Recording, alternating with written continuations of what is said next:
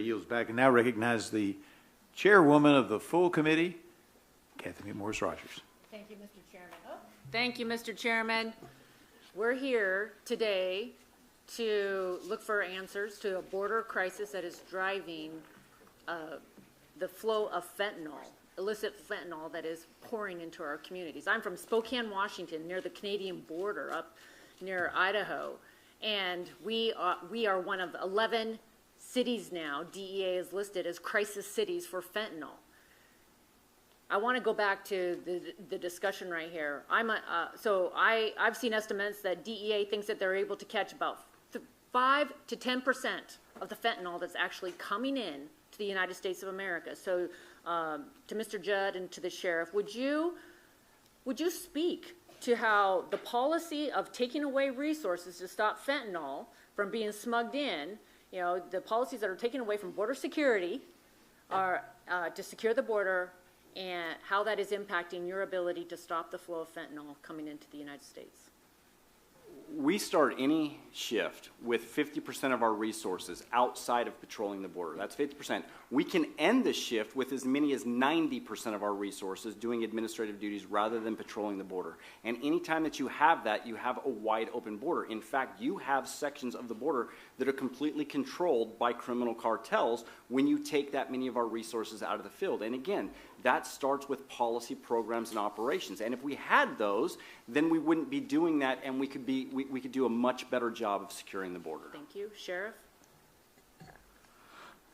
Yes, ma'am. Listen, the last 31 days of this year, there's been 1,937 Mexican drones flown between the United States and Mexico.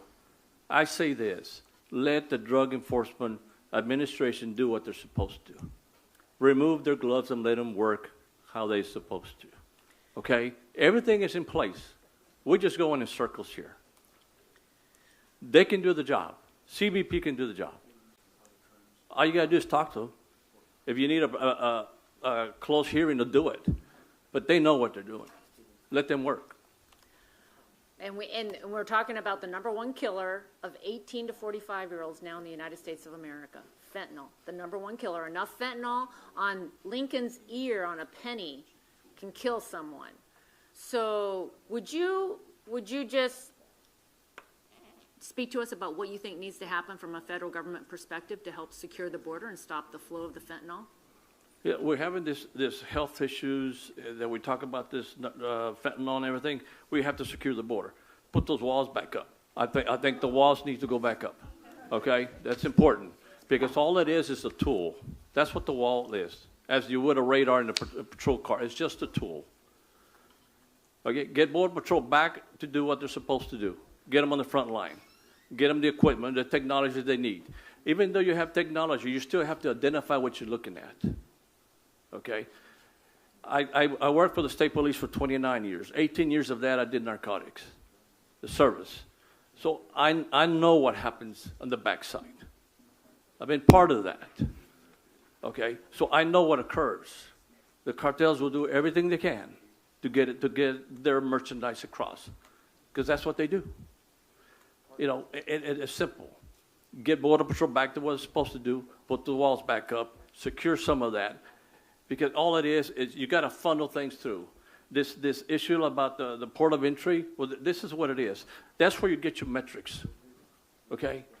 Your metrics is being, okay, everything is a port of entry. That's just a metric. And the reason I'm passionate about this, because I had another representative, congressman from California, that questioned it. Okay, and it really annoys me because I know what we've done, and I know what the federal government has done in operations that maybe some of you don't know, and you should know. So it's there. It's occurring. It's occurring now. In December, the administrator for Drug Enforcement Agency was in my office, and she told me that they've identified 160,000 plants in China that are producing the chemicals that now make their way to Mexico that are then used to produce the fentanyl-related substances making their way into the United States. Would Mr. Judd, perhaps, would you speak to what's going on just maybe a few miles or right across the border from here with the cartels? Yeah, when you look at the